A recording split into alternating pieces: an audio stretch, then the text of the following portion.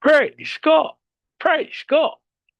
God is good all the time and all the time.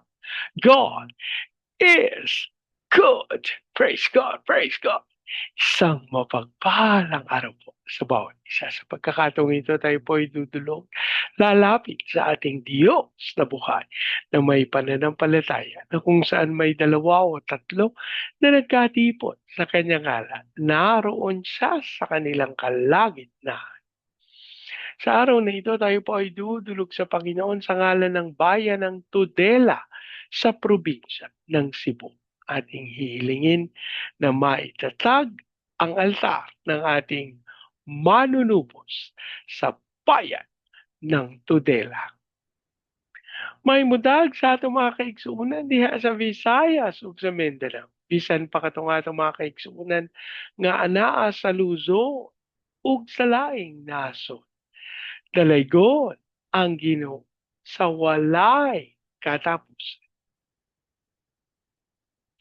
Ang atin pong pagsambay mula sa aklat ng mga awit, 88 kabanata, ang talata po ay isa. Yahweh aking Diyos, tanging ikaw lamang aking kaligtasan. Pagsapit ng gabi, dumudulog ako sa iyong harapan. Yahweh aking Diyos, tanging ikaw lamang aking kaligtasan. Yahweh aking Diyos, tanging ikaw lamang aking kaligtasan.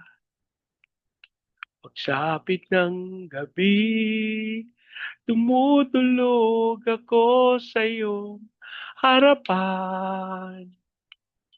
Pagsapit ng gabi, dumudulog ako sa iyong harapan. Ama naming Diyos na makapangyarihan sa lahat, kami po'y nagpapasalamat sa pagkakataon na minsan pang makadulog at makalapit sa iyong banal na harapan. Ama, kami po'y nagpapakumbaba, humingi ng tawad sa lahat naming pagkakasala. Aming idinudulog sa iyo ang bayan ng Tudela sa probinsya ng Cebu. Aming panalangin ng lahat ng altar at lahat ng kasunduan na ginawa sa bayan ng Tudela nang hindi ayon sa pangalan ng aming manunubos ay aming pinawawalang peace sa pangalan ni Jesus. Aming iniling sa panguna ng iyong Santong Espiritu maitatag ang altar ng aming Panginoong Yesu Kristo sa bawat barangay. Maraming salamat po ang aming pag-asa. Tinugon niyo, tinanggap namin ang aming panalangin sa pangalan ng aming Panginoong Jesus. Amen. Amen. Amen. Amen. Amen. Amen. Amen. Praise God. Praise God. Ang atin pong pagbubulay ay mula sa aklat ng Genesis, 48 kabanata. Ang talata po ay 18 at 11. O, 17 hanggang 11. Nang makita ni Jose ang ginawa ng kanyang ama, minasama niya iyon.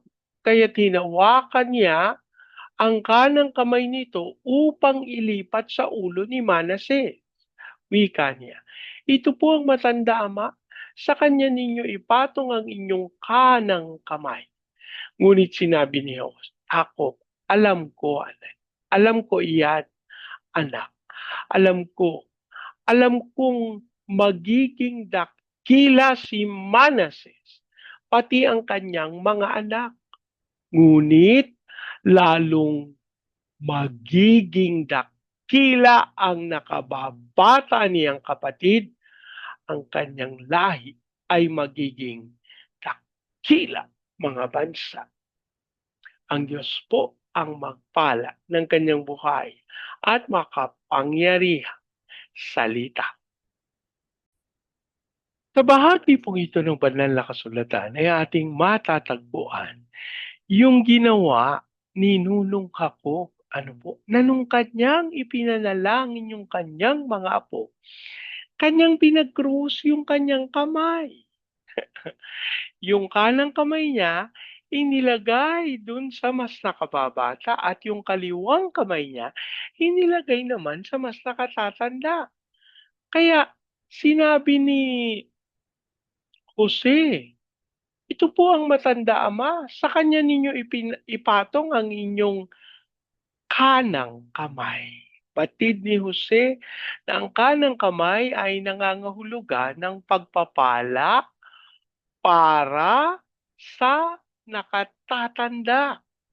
Alam niyo po, samantalang ito hindi naman po sinabi ng Biblia no na kailangan pag magpapatong ka ng kamay, yung kanang kamay kailangan sa matanda. Pero ito po yung ideya na sa pagtagal ng panahon na italaga na sa mga kaisipan ng mga tao na kung ipapanalangin mo ang isang nakatatandang lalaki, ang kanang kamay ang iyong ipapatok sa kanya. Ano po? Pero, kung nakababata at sabay mo silang ipanalangin, yung kaliwa. So, sasabihin na yung matanda, dito tumabi sa kanan at yung bata dito sa kaliwa. At yun yung sinabi ni Jose. Pero, sabi ni Jacob, alam ko yan, anak. Alam ko, alam kong magiging dakila si Manases. Yes, siya po yung panganay. Pati ang kanyang mga anak. Ngunit lalong magiging dakila ang nakababata niyang kapatid. Ang kanyang lahi ay magiging dakilang mga bansa. Alam niyo po isang katotohanan sa mga naglilingkod sa Panginoon, magkakaroon po ng kakayahan na makita ang future, ang kinabukasan. Eh alam niyo po, meron tayong kapatid na ganito po yung kanyang karanasan. Pinagkalooban siya ng Panginoon na biyaya na matagpuan, makita ang mga darating sa hinaharap. Ano po? Tayo po, matutuwa tayo dyan, no? Na kung sasabihin natin kung sa atin, gusto natin yan, ganyan, ganito, ganyan.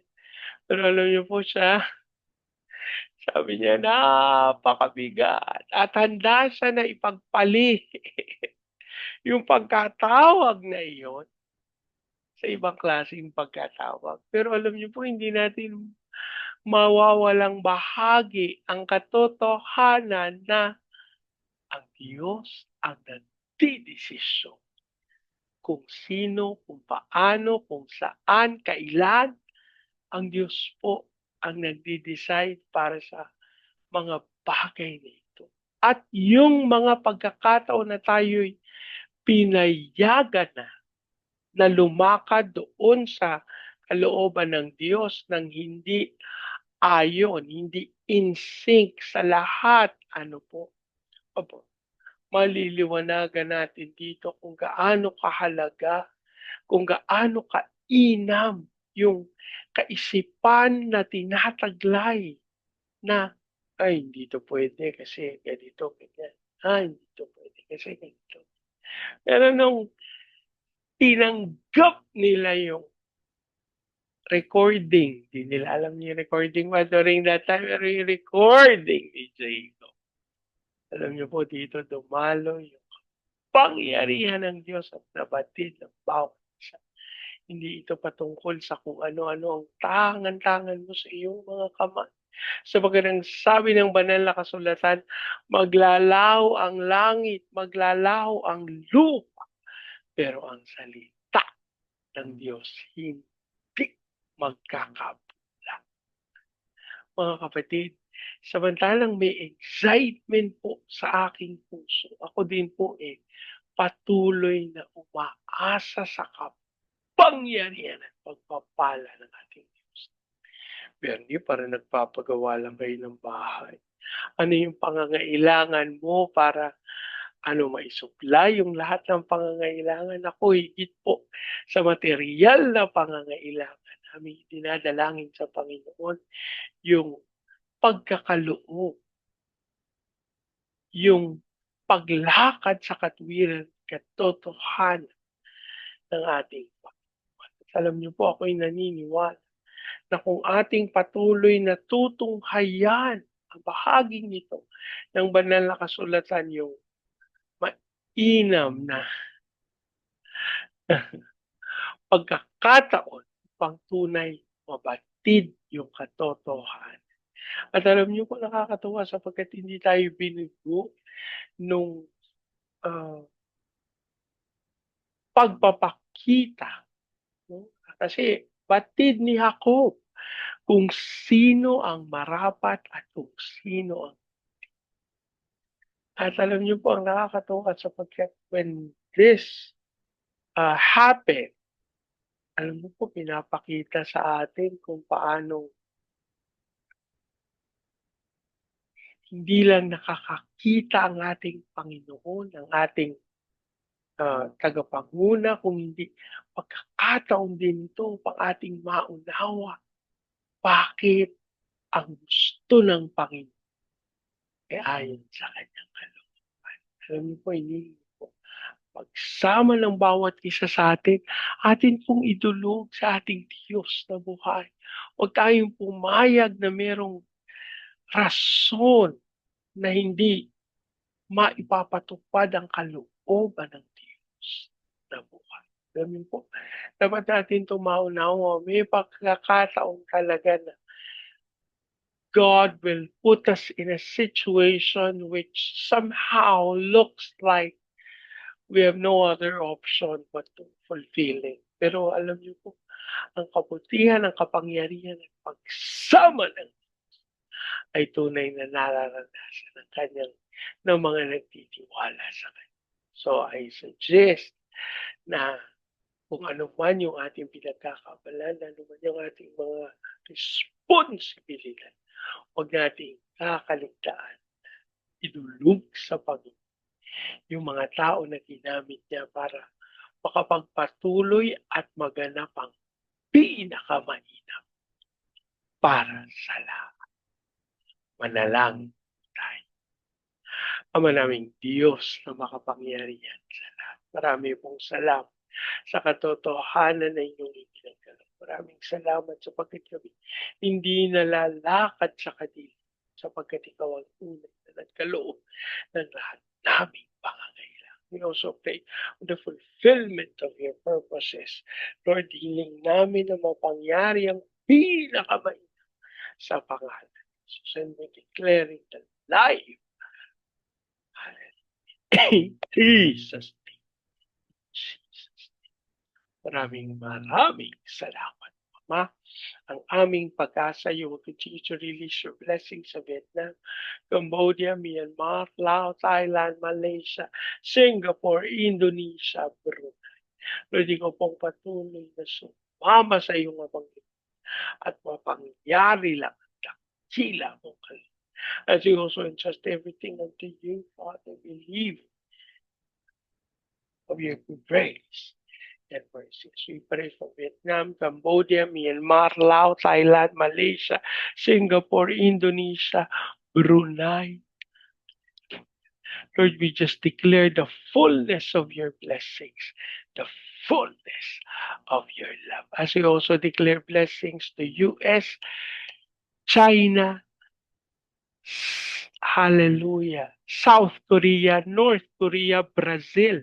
We just declare and we just speak the fullness of your anointing. And Lord, we just claim you have released the blessing in Jesus' name. Thank you, Father. We claim our prayers in Jesus' name. Amen. Amen. Amen. Amen. Amen. Amen. Amen. Praise God. Praise God. Lagi po nating tatandaan sa anumang pagsubok, problema, kahirapan, sakit, karamdam.